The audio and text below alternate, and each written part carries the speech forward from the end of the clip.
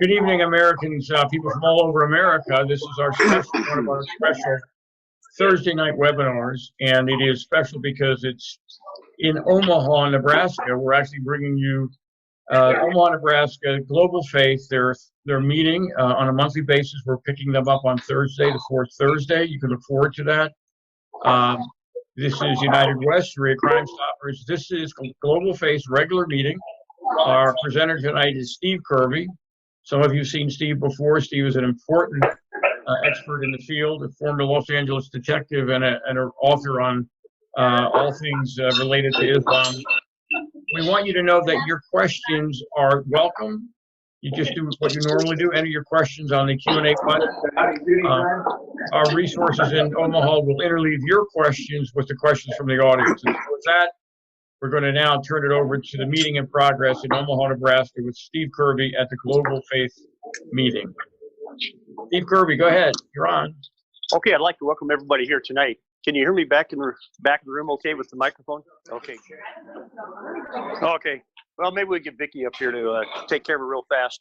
I'll just talk a little bit louder. Tonight, the title of my presentation is Islam in Conflict with the Constitution. How can Muslims hold public office? And it's a very, oh. How down was that? Okay. I'm not exactly high tech. Sorry about that. Anyway, yeah, I know. The title is Islam in Conflict with the Constitution. How can Muslims hold public office? And it's becoming very relevant now, and actually started last year because there's a big push to get Muslims running for public office in the United States.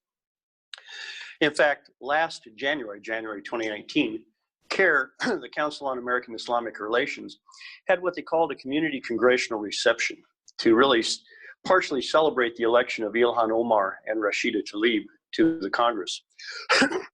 Also at the meeting was Andre Carson. He's a Muslim convert who was elected to Congress from Indiana quite a few years back. Here's what Carson had to say at that event. It's more than just about having 3 Muslims in Congress. I think symbolically it has great value, but I won't rest until 2020 we have 5 more members of Congress. 2022 and 24 we have 10 more Muslims in Congress. In 2030 we may have about 35 Muslims in Congress. Then we're talking about Madam Chair Rashida. We're talking about Madam Chair Ilhan. Hell, we could be saying Speaker of the House Ilhan, Speaker of the House Rashida, Senator Rashida, Governor Ilhan, President Fatima, Vice President Aziza, Inshallah. Each and every one of us has a directive to represent Islam in all of our imperfections, but to represent Islam and let the world know that Muslims are here to stay and Muslims are a part of America. And we will have a Muslim caucus that is sizable, that is formidable, and that is here for you. They're quite upfront about what the goal is. Carson was calling for more Muslims to run for public office in the United States, while at the same time they would be representing Islam. But how can Muslims hold public office when major tenets of their religion are in conflict with the United States Constitution? And I wanted to go over 3 amendments briefly. In my book, I cover 6 amendments total. But let's look at the First Amendment, freedom of speech, freedom of religion. Freedom of speech is guaranteed in the United States. When it comes to Muhammad, however, there is no freedom of speech in Islam. Muhammad did not like to be criticized or reviled. He personally ordered the killing of a number of non-Muslims simply because they had criticized or mocked him. In September 624, Muhammad ordered the killing of Ka'b al-Ashraf, a Jewish poet in Medina who had criticized Muhammad. After Ka'b was killed, Muhammad said that a similar fate would befall anyone else who insulted him. Muhammad said, if he, Ka'b, had remained as others of similar opinion remained, he would not have been killed treacherously. But he hurt us and insulted us with poetry. And one does not do this among you, but he shall be put to the sword. Muhammad also killed poets in Mecca because of what they had written about him. This was mentioned in a letter written after the Muslim conquest of Mecca. It was sent to the poet Ka'b bin Zuhair, who used to satirize Muhammad from Ka'b's brother. And here's an excerpt. Allah's messenger killed some men in Mecca who used to satirize and harm him. and the poets who survived fled in all directions for their lives. So if you want to save your skin, hasten to Allah's messenger. He never kills those who come to him repenting. If you refuse to do as I say, it is up to you to try to save your skin by any means. After further correspondence between the brothers, Ka'b traveled to Medina, converted to Islam, and was forgiven by Muhammad. Muhammad even said there was no punishment for killing anyone who reviled or criticized him. And here's an interesting story. It was narrated from Ali that a Jewish woman used to revile and disparage the Prophet. A man strangled her until she died, and the messenger of Allah declared that no recompense was payable for her blood. The Quran states that Muhammad spoke for Allah. Muslims are to follow Muhammad's teachings and commands, and Muhammad is a timeless model for how Muslims are to conduct themselves. So these teachings of Muhammad are not limited to 7th century Arabia. Consider the following. In 2005, cartoons about Muhammad in a Danish newspaper caused destruction and deaths in parts of the Middle East because there were Muslims who said that these cartoons denigrated Muhammad and ridiculed Islam. And there were repeated attempts by Muslims on the life of Kurt Vestergaard, the cartoonist responsible for these drawings. Excuse me. The Cartoons That Shook the World. This is a title of a 2009 book published about those 2005 Danish cartoons. The book's publisher, Yale University Press, agreed to publish the book only if none of the Danish cartoons or any other illustrations of Muhammad were included in the book. The author reluctantly agreed. John Donatich, the director of Yale University Press, said the decision to exclude the cartoons and illustrations of Muhammad was difficult. But he said, when it came between that and blood on my hands, there was no question. So Donatich knew if he published the cartoons, there would be blood on his hands.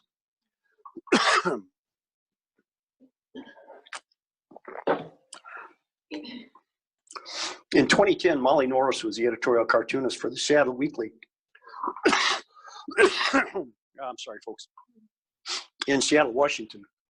She came up with the idea of having an Everybody Draw Muhammad Day because of death threats from people who claimed to be Muslims and from a particular Muslim named Anwar al-Awlaki.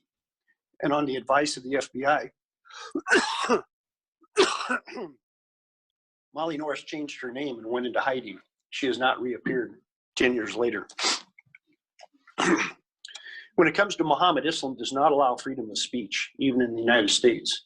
And Molly Norris is still in hiding. Muslims who want to leave Islam can face the death penalty. This is found both in the Quran and in the teachings of Muhammad. Muhammad even specified the means of death for those leaving Islam. He said, if someone changes his religion, strike off his head. Use a sword to cut off his head.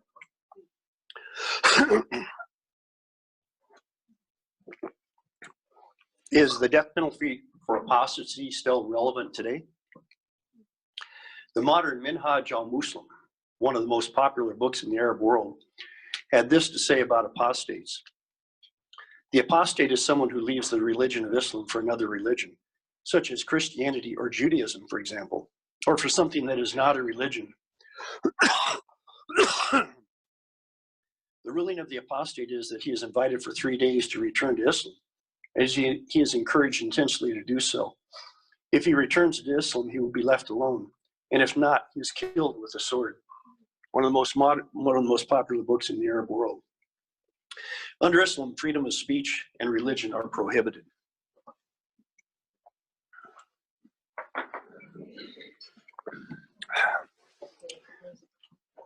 Oh, thank you. Let's look at the Eighth Amendment. The Eighth Amendment prohibits cruel and unusual punishment. Excuse me, I'll take advantage of this real fast here.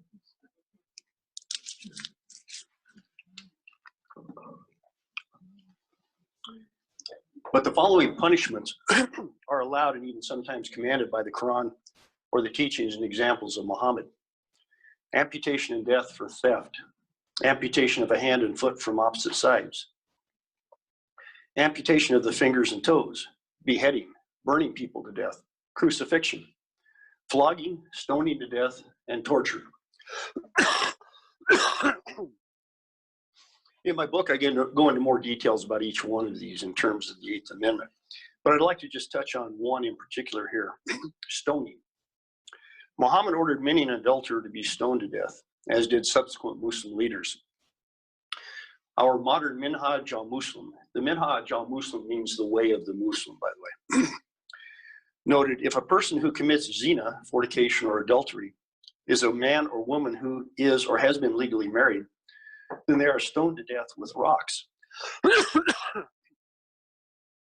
In fact, the Minhaj al-Muslim even described the procedure. A ditch is dug in the ground for the adulterer that reaches up to his chest. Then he is placed in it and stones are thrown at him until he dies in the presence of the imam. The woman is like the man in this matter, except that her garments are wrapped tightly around her so that she does not become exposed. Now, all right, thank you. Now you might be thinking, okay, this is over in the Middle East, that's fine. But here in the United States, we have Sirhaj Wahaj, the imam of the Al-Taqwa Mosque in Brooklyn. And in one of his sermons, he said this about stoning. The word in Quran, zina, means either fornication or adultery. If you commit zina and you're married, the punishment is death by stoning, capital punishment. And according to the modern Minhaj al-Muslim, homosexuals are to be stoned to death, whether married or not. This is what the Minhaj al-Muslim says.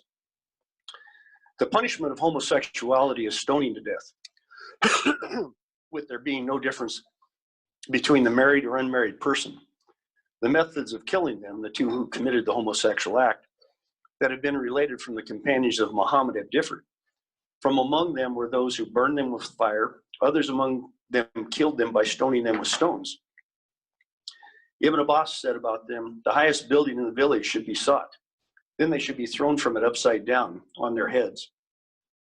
Then they should be stoned after that.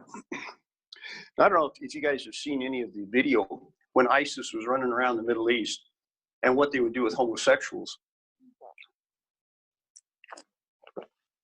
They were following the commands of Ibn Abbas there.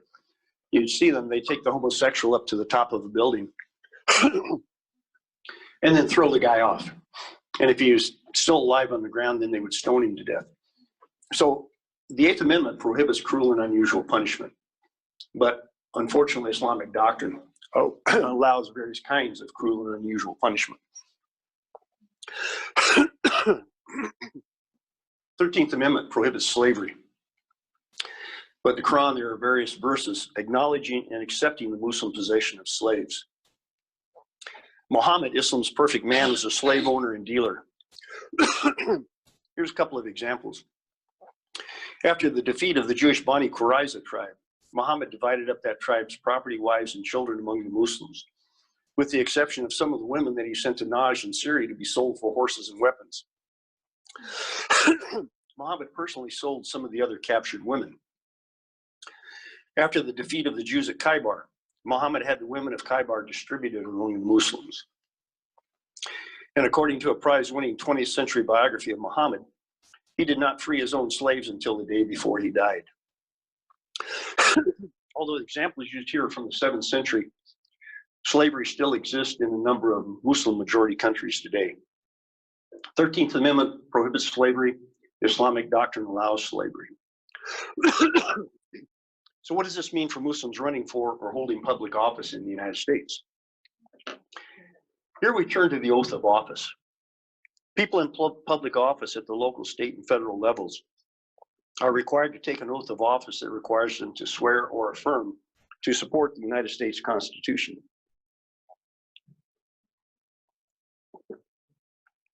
This is based on Article 6, Clause 3 of the Constitution. It's called the Oaths Clause. One scholar noted about this clause, this constitutional requirement is binding upon every government official in the United States, from state governors and judges to members of city councils, police officers, firefighters, or board members of mosquito abatement districts and library boards. In terms of federal officials, the wording is very specific.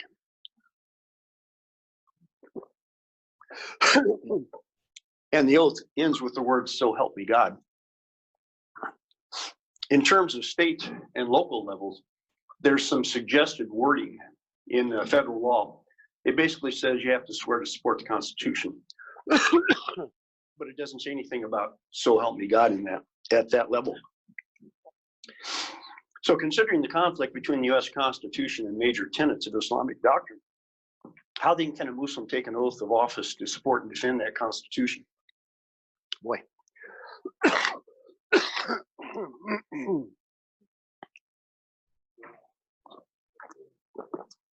Well, I'm sorry, folks. It's a pain in the neck.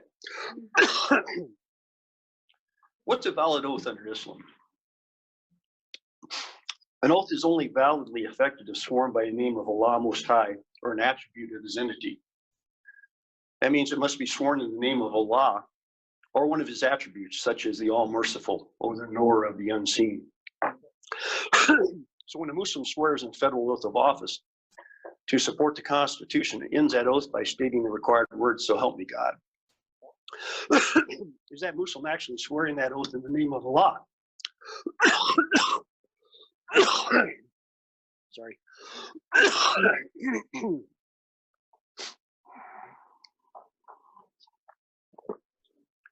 So when he ends the oath saying, so help me God, is he actually swearing that oath in the name of Allah?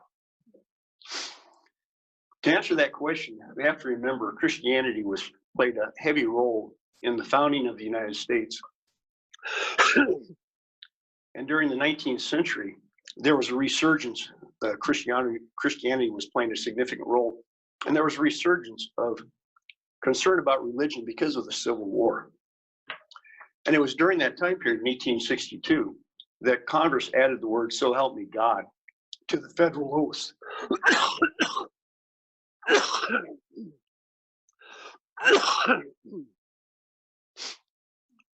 So is there any support for the idea that when these words were added, the word God was also meant to include the Muslim God Allah?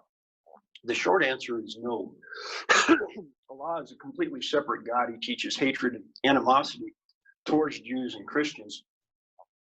So if somebody would try to make the argument that when a Muslim takes an oath of office and says, so help me God now, that God is supposed to include Allah, it's ahistorical. It's just simply not supported by the historical record. Is that hotter?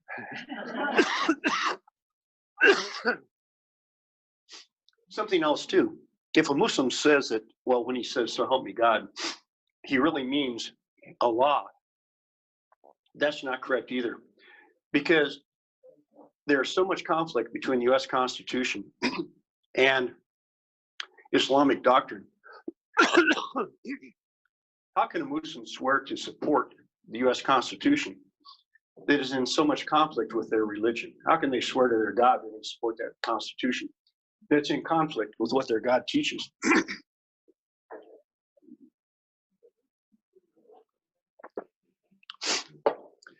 This means that when a Muslim public official swears to support the Constitution and ends that oath with the words, so help me God, they're in reality giving an oath to someone other than Allah, which means the oath is neither valid nor binding. So keep that in mind. If something better comes along or if there's a hardship, according to the teachings of Mohammed, a Muslim can break his oath if something better comes along, or if it creates a hardship for that particular Muslim. Now they have to make atonement for breaking that oath. But according to Islamic sacred law in the Quran, atonement just consists of one of these four things: free a sound Muslim slave, feed 10 people who are short of money, provide clothing of any kind for 10 such persons. And if one is unable to do any of the above, one must fast for 3 days. Now, what's important to keep in mind here, fasting is only during the daytime. You fast during the day, you eat at night. And the 3 days don't necessarily even have to be consecutive. So if a Muslim wanted to break his oath because it was creating a hardship or something better came along, he could take the option to fast. And he could, for example, pick Monday, Wednesday, and Friday. Not eat Monday during the day, eat Monday at night. Tuesday, eat throughout the day. Wednesday, fast during the day, eat at night. Thursday, eat all day, night. Friday, fast during the day, eat at night. And that would be expiation for their oath. Now, the interesting thing about that is a Muslim can break their oath and do that expiation away from the public eye. So nobody would ever know that that oath was broken. Something else, the phrase inshallah means if Allah wills. Muhammad said that if a Muslim is giving an oath and includes the phrase inshallah with that oath is immediately made non-binding. It negates the oath. Now, what's interesting about that, the Muslim doesn't have to say inshallah out loud. The Muslim can move his lips, silently move his lips, or just say it with your tongue, not out loud. So he can stand there, say his oath, come to the end of the oath, and then with his tongue just go, and he's negated the oath. He just said inshallah. So this is to all appearances, the Muslim can be taking an oath, say an oath of office. But if he includes the phrase inshallah, that oath is no longer binding. But from the audience's view, that Muslim has taken a valid oath, but the Muslim knows better. Now, Muhammad said an oath has various meanings. The oath maker and the one listening to that oath can each provide their own interpretation of the oath. But it's the intention of the oath maker that counts.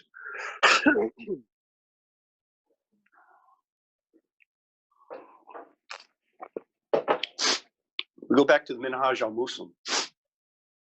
Provided an example of this. The consideration in swearing and not swearing is based upon the intention of the one who is swearing the oath. As actions are based upon intentions.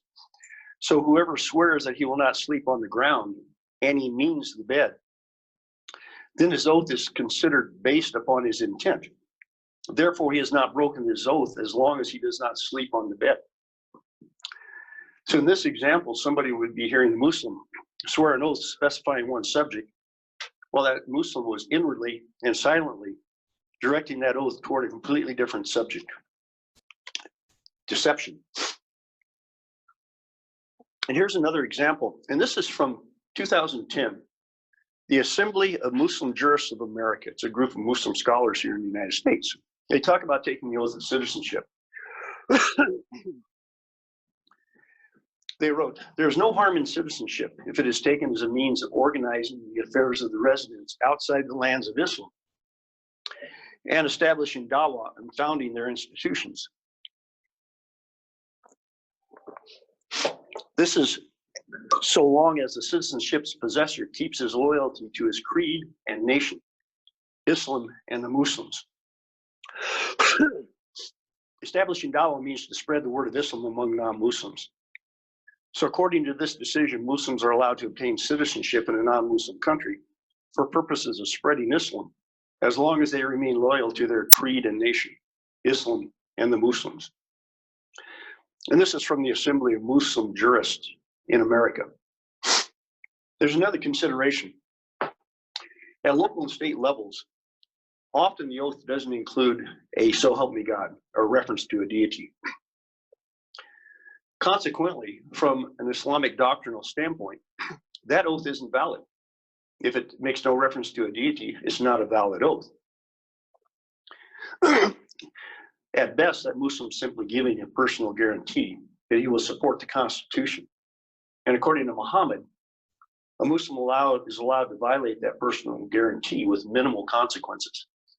This was illustrated in the orders Muhammad would give to some of his military commanders as he sent them out against non-Muslims. Muhammad said, "When you lay siege to a fort and the besieged appeal to you for protection in the name of Allah and His Prophet, do not accord to them the guarantee of Allah and His Prophet, but accord to them your own guarantee and the guarantee of your companions, for it is a lesser sin that the security given by you or your companions be disregarded, than that the security granted in the name of Allah and His Prophet be violated."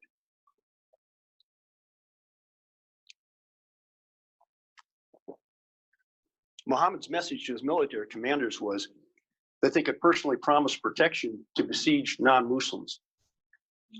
But when it became advantageous for the Muslims, the commander could disregard that promise and do what he wanted with the non-Muslims, who had likely already surrendered and been disarmed.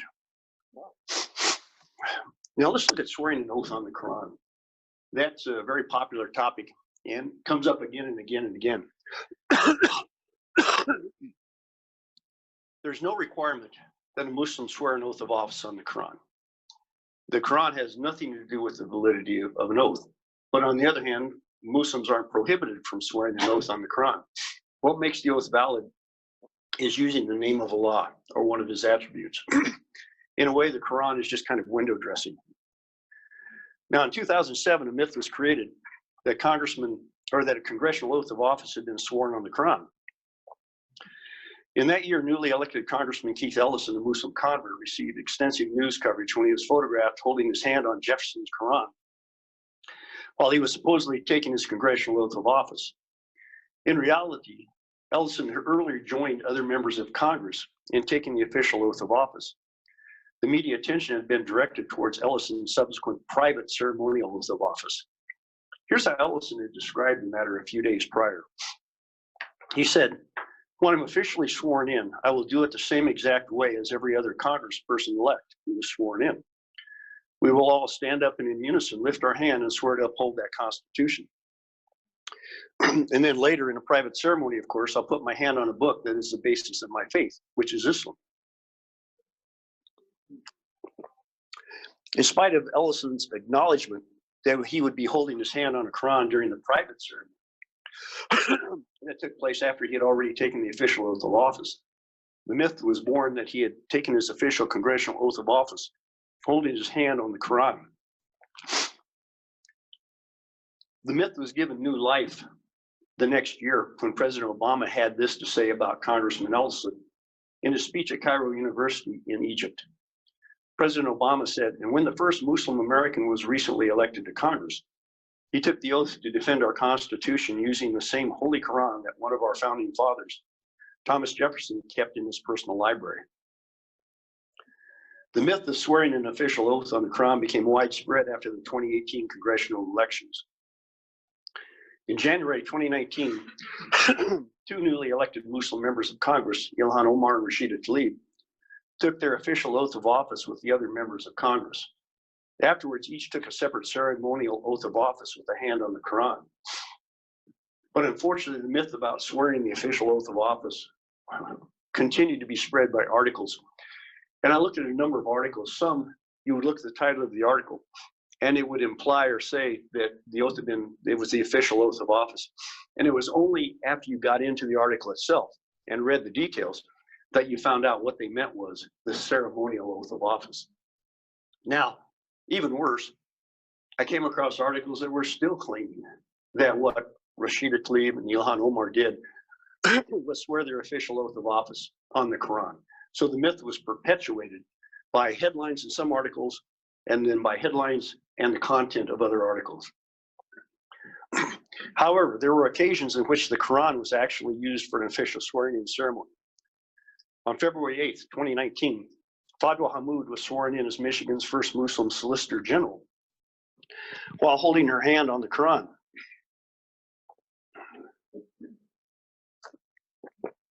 A video is available of her swearing-in ceremony. With her hand on the Quran, one can hear Hamoud swear to support the Constitution of the United States and the Constitution of Michigan, without mentioning any reference to a deity.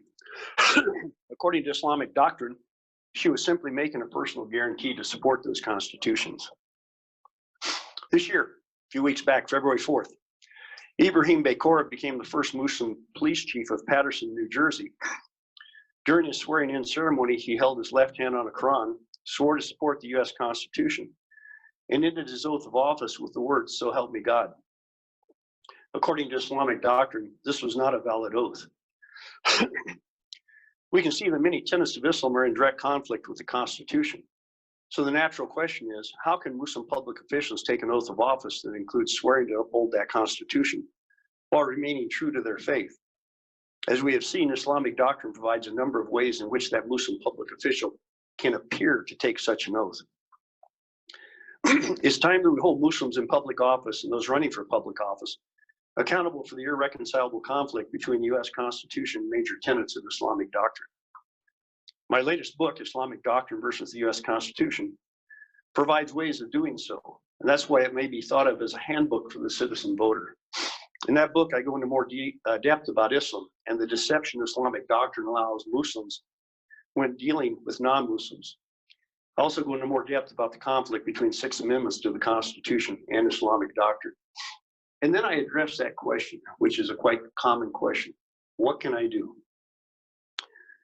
In my book, in chapter 10, I turn the focus to a town hall situation. Muslims in public office running for election, re-election, have to go to the town halls. They have to be ready to answer questions. And I have a number of questions in the book that can be asked of a Muslim public official. And I talk about preparing for it, going with different friends, sit in different locations, you each have your own question. And I stress, don't try to memorize the question, don't try to summarize the question, read it right out of the book. Because I spent a lot of time wording this.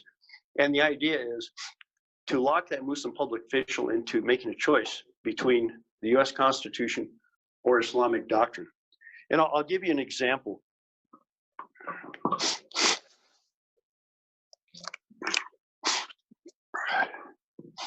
This is a question from the chapter on the First Amendment. This is what you would read to the Muslim public official. Will you go on record now and state that our First Amendment right to freedom of speech gives the right to anyone in the United States to criticize or disagree with your prophet Mohammed? And will you also go on record now and state that you support and defend anyone's right to criticize or disagree with your prophet Mohammed? And that you condemn anyone who threatens death or physical harm to another person who is exercising that right? So you're making the Muslim public official choose between the First Amendment freedom of speech and criticizing his prophet. And as we saw before, just touching on some instances, there have been people killed because they criticized Muhammad. But this is forcing the Muslim public official in a public setting to make that choice. Now, I've got a number of other questions based on the First Amendment and some of the other amendments. Then what you could probably expect is evasive answers from the Muslim public official. So I got the chapter 11, talks about dealing with evasive responses. So I came up with a few scenarios, and I'll just read you one scenario. If the Muslim public official responds with a general statement that Islam commands them to follow the laws of the land in which they reside, this allows you to respond, and you would read this. So you are saying that Islam commands you to follow the man-made laws of the United States. Does this mean that when there's a conflict between the man-made laws of the United States and the commands of Allah and or the teachings and examples of your prophet Muhammad, our man-made laws will come first and you will choose to follow them? The significance of that question is Islamic doctrine teaches that the commands of Allah, the teachings and example of Muhammad are always superior to man-made laws when there's a conflict. But with this question, you're asking the Muslim public official, when there's a conflict, are you going to follow our man-made laws, or are you going to follow the teachings and example of Muhammad or the commands of Allah? So the idea is there's a lot of Muslims running for office. It's time for we the people to start standing up, identifying the inherent contradictions and really irreconcilable conflicts between Islamic doctrine and the US Constitution. And go to the town hall meetings. If you've got a Muslim running for anything, school board, whatever, they still have to take an oath to uphold the US Constitution. That's the time. Be polite, be respectful, be firm. And even if the public official weasels out of it, you're still giving some education to the people around you. And especially if you go in with a few friends, but don't sit together. That way, the Muslim public official might call on one of your friends and get hit with another question. So keep this in mind, because it's really up to we the people to address this. And it was in December, I sent out a questionnaire to 80 Muslim elected officials across the United States. And the questionnaire included the question I read to you about the First Amendment and 3 other questions.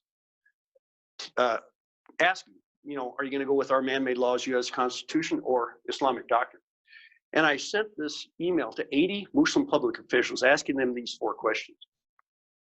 And I said, I look forward to your response. Now, in theory, one would think if the Muslim public official had held up his hand and said, I swear to support and defend the U.S. Constitution, the answers would be simple. Yes, yes, yes. Support the U.S. Constitution, man-made laws. It was interesting because I only got positive responses from 6 Muslim public officials. And so I contacted those 6 and said, individually, and said, I'm going to be writing an article about the results of this. I didn't tell them what the results were. I said, is it okay if I use your name? 1 specifically said no. 3 did not respond to that question. And only 2 said I could use their name. So I put that in the article. But it's interesting, 6 said they would support the US Constitution, but only 2 wanted their name to be publicized. Now, of the remaining, the 74, I got responses from, I think, 7 others that were, sometimes pretty abrasive, but none of them answered the questions directly. The rest of the people I sent the questionnaire to did not respond at all. And I think that's telling, because here you have these public officials who have sworn to uphold the U.S. Constitution, but 93% of them, as I said in the title of the article, it's a Jihad Watch, 93% of the Muslim public officials would not express support for the Constitution they'd sworn to uphold. So this kind of underlines the importance of it's time to do something now. And I've got the book over there. It's $10. The Center for Security Policy published it, and they said it's $10 price. It was fine with me. If you want to download a free copy, it's a PDF file of that book. Go to the website for the Center for Security Policy, and they've got a link that says, I think, publications. And you can find my book there, and just click on it. It'll say free PDF download.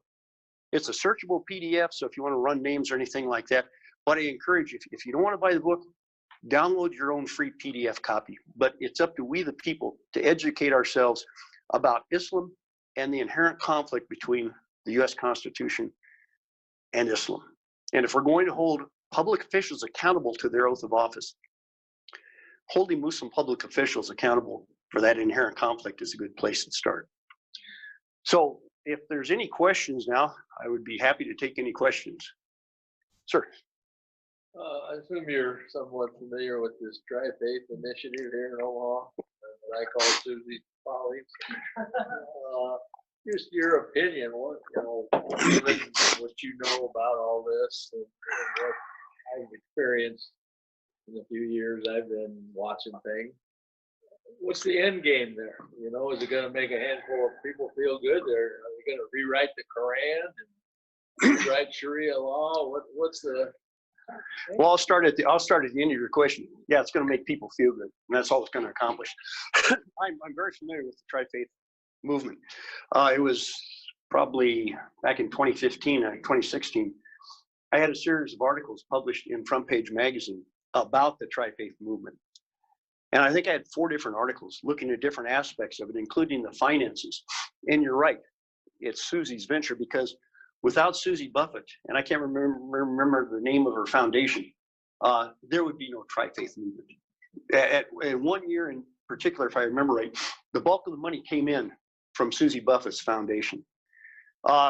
It's a real feel-good venture for people who don't know anything about Islam, for people who don't want to know anything about Islam.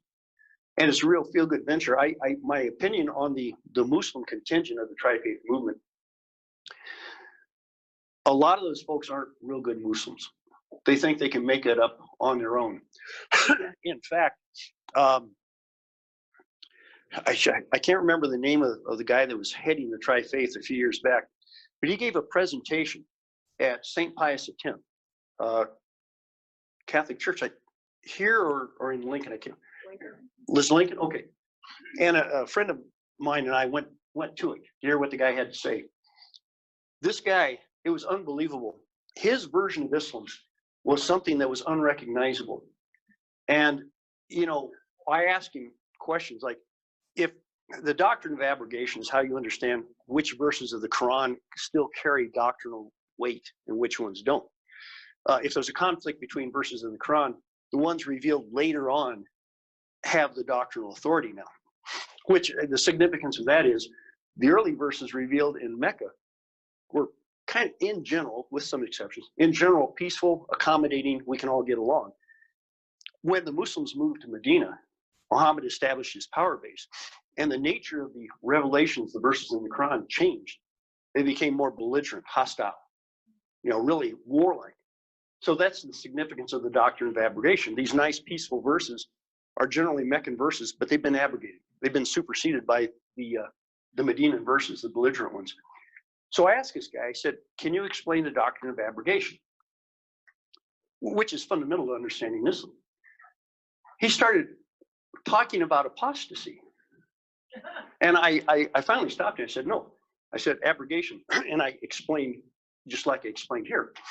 And he continued to fumble around. And finally, he said words to the effect of, the last one comes before the first one, or something like this. And then he talked, this guy had his own version of Islam. But at the end, there's probably 70 people in the audience. At the end, people are walking out. And I'm hearing people talk. Wow, Islam's a wonderful religion. Everybody felt good after that.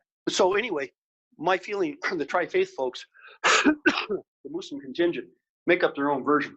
And in fact, the last article I wrote about the tri-faith movement, I sent emails to 10 mosques and or Muslim organizations here in Nebraska. And I laid it out. I said, considering what Islamic doctrine teaches about Jews and Christians, they're infidels, all this stuff. Do you support the Muslim contingent of the tri-faith movement in their venture? I didn't get any responses back from any of them. And what that tells me is, here in Nebraska, the Muslim community in general could care less about the tri-faith movement, other than the fact it's a nice whitewash, it's a window dressing of Islam. So I'm very cynical about the tri-faith movement, but there's a lot of money behind it, a lot of wishful thinking behind it, and I don't think it's going to go away. But anyway, sir. The name of the foundation is Sherwood Foundation. Sherwood, yep, there we go. Tied in with Warren Buffett's Omaha World Herald. I read a lot, and there's other magazines around town. It's so filled with positive things about the tri-faith and about Muslims all over the place. They will not print anything or put anything on the news. Critical. Now, give you an example of what you were talking about. The Omaha Chamber of Commerce had a major meeting about a month ago, I guess it was, probably that evening. The mayor was there. They had a prayer by a Muslim out of the Quran. There was some ruffles about it, but nothing in the media about it. Yeah, I'd be interested. People that were there said there were people upset about it. I can imagine. I'd be interested to know what verse in the Quran was used. A lot of times, they'll use the first verse of the Quran, Al-Fatiha, and it's really first chapter of the Quran. I'm sorry, it's 7 verses, Al-Fatiha, and verse 6 says, "Guide us on the straight path." And according to the Quran commentaries and Muhammad, that straight path is Islam. Then it says, "Guide us not on the path of those with whom Allah is angry, nor those who have gone astray." Muhammad himself said Allah was angry with the Jews and that the Christians had gone astray because they think Jesus is the Son of God, which is blasphemy, shirk, the unforgivable sin in Islam. So it's interesting when a Muslim does give that prayer. And it happened in the Iowa Senate, I believe, maybe 4 years ago. One of the icons of the Muslim community in Des Moines, Muhammad Khan, I think it was, got up and gave that prayer and included Al-Fatiha in it. And so I wrote a little brochure about that, talking about how in the Senate or the assembly, whichever one it was, the Christians and Jews are standing there with their head bowed in reverence, while Muhammad Khan is giving a prayer that slams the Jews and Christians. But here again, it's because of this ignorance about Islam. And that's why it's so important. We have time, so important. We've got to start individually learning more about Islam, getting comfortable with Islam itself. Hang on a second, ma'am. Was there a hand back over here? Oh, yeah, right here. I was thinking on that oath part, what about Takia? because they're allowed to lie if it furthers their cause. So would that maybe cover the oath other than saying that little phrase? Actually, Would you repeat that question? oh, I'm sorry. Yeah. In terms of taqiyya allows Muslims to lie. Would that be applicable to the oath? What I do in my book, I've got a chapter. The title is Islam Allows Deception of Non-Muslims, I think is the title. But I focus on two verses in the Quran, chapter 3, verse 28, and chapter 16, verse 106. And the reason I do that is people talk about taqiyya, but it's a doctrinal concept that was developed. And there's taqiyya, tawriya, there's all kinds of variations of that. And I've heard, well, I read Raheel Raza, one of these aspiring Muslim reformers. She wrote that she'd never heard of the word taqiyya, even though she was raised in Iran or someplace, until she came to the United States. And that's the problem with talking about taqiyya. It can take you down a bunch of rabbit trails, and then you have to justify why this is a legitimate part of Islamic doctrine. The two verses in the Quran, you don't have to justify those two verses in the Quran at all. You have to explain them. So in my book, I break it down. What do the Quran commentaries say about chapter 3, verse 28, which starts out prohibiting Muslims from being friends with non-Muslims unless you feel like you're in dire straits. There's a necessity that you become friends. But even then, as the Quran commentaries explain, it's not in your heart. You don't become friends with them. Friends is just outside. But in your heart, I think one of the commentators said, we'll be friends on the outside, but in our hearts we'll curse them. Chapter 16, verse 106 allows Muslims to pretend to renounce their faith. Now, for a Muslim to renounce Islam, it's blasphemy. It's apostasy. It's a death penalty. But a Muslim can appear to renounce his faith if he's under duress, as long as he stays true to Islam in his heart. And it's the same thing for pretending to be friends with non-Muslims. Stay true to Islam in your own heart. Now, people might say, well, gee, how can a Muslim in the United States feel any kind of duress being surrounded by non-Muslims? The Quran explains that. Chapter 4, verse 101 says, non-Muslims are always your open enemies. So according to the Quran, Muslims living in a non-Muslim majority country are surrounded by their enemies. And that carries over into the concept of Dar al-Harb and Dar al-Islam. Dar al-Islam is the house of Islam, where the Muslims are the majority. Dar al-Harb is the house of war, which has yet to be conquered by the Muslims. And part of the concept of Dar al-Harb is that the non-Muslims in Dar al-Harb are inherently antagonistic towards the Muslims living among them. That's just part of that whole teaching there. So that's why I focus on those two verses in the Quran, because it's much easier to show that deception is allowed in Islamic doctrine. And you don't have to get off on rabbit trails explaining tawriya, taqiyya, the different concepts and how they came about. So I would recommend, if it's in the book, download the PDF file, but read that so you can understand about chapter 3, verse 28, chapter 16, verse 106. So, yeah. Did that answer your question, Susan? Okay. Hang on just a sec. I'll get right there. Yeah, Dr. Kirby, we have questions from the live stream audience, and one of the viewers on the internet, Brenda, has this question. Ilhan Omar has purportedly committed adultery. How is it that she is being held up by other Muslims? And could she face some possible retribution, such as stoning for this, or will she be excused because she is advancing the cause of Islam on the internet? That's the question's about Ilhan Omar, and she's committed it. She married her brother. Yeah, she did. So how does it go? Well, yeah, there's the federal investigation of that right now, so we'll let that play out. But the question is, and other people have asked, how can she get away with this stuff? She's in the United States. That's how she gets away with it. If she was in Saudi Arabia, Pakistan, Afghanistan, she probably wouldn't even be in an elected official. But here in the United States, pardon? How can they marry their siblings? No. Well, no. Well, yeah, it's incest, I believe. But anyway, the bottom line is, what she did, I think they're focusing on the immigration fraud aspect, because that's how she got her brother in the United States. Married him, pretended it was her husband, and she brought him in. But Ilhan Omar can get away with that in terms of Islamic doctrine because she's in the United States. If she was in a Muslim majority country, she would never get away with that. I mean, that's just a simple answer to the question. She has rights in the United States that she wouldn't have in any other country of the world.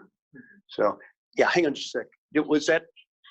Yeah, I have, my other question was, when you were talking about abrogation, abrogation means they constantly update the Quran? Is that what that, I mean, they're constantly revising it, or is that what that means? No, what it means, the Quran verses were revealed to Muhammad over a period of 22 years, starting in 610 and ending with his death in 632.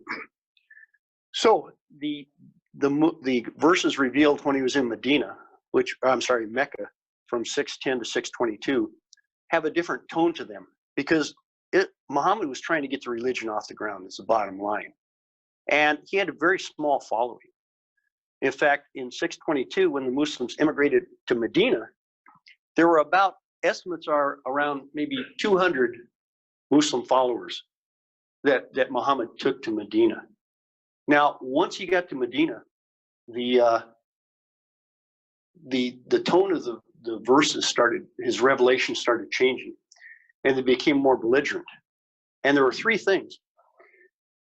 Allah allowed the Muslims to fight. He allowed them to have plunder and divide plunder. And Allah said that if you die fighting in the cause of Allah, you will go to paradise, period. That's one guaranteed way for a Muslim to get to paradise. Die while fighting in the cause of Allah.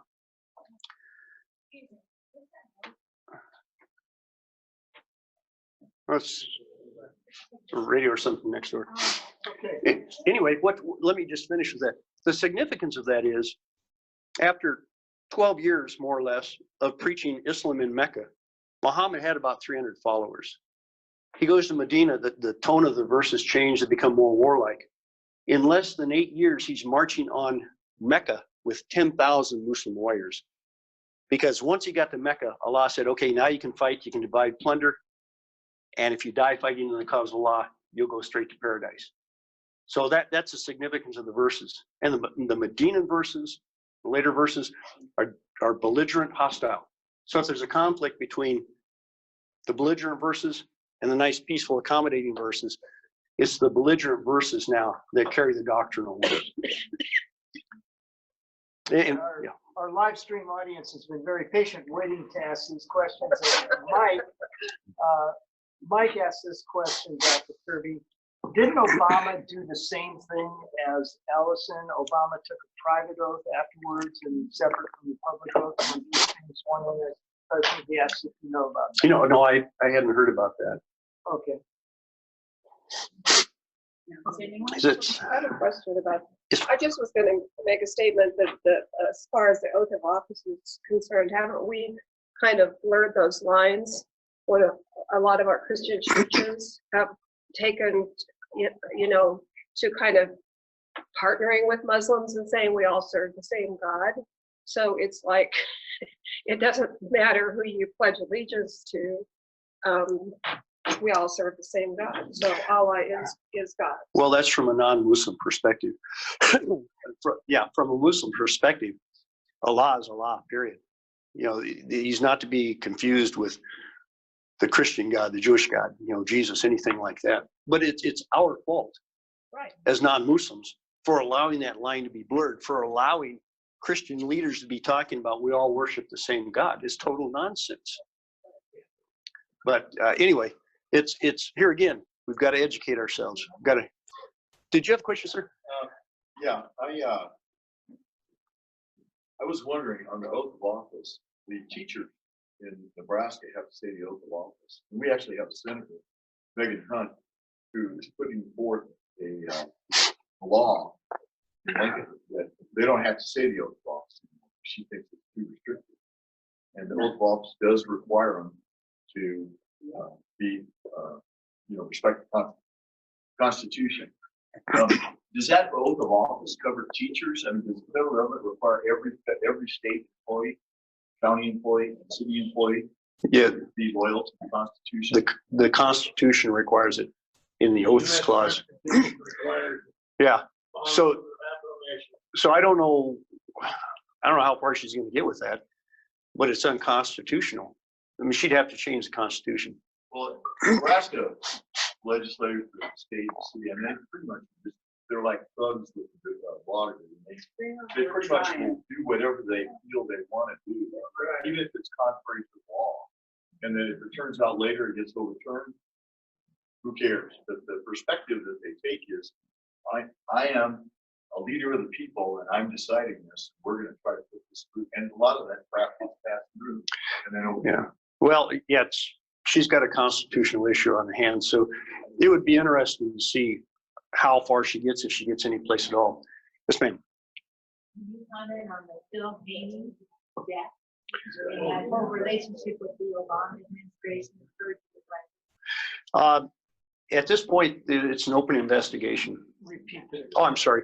Phil Haney's death. At this point, it's an open investigation.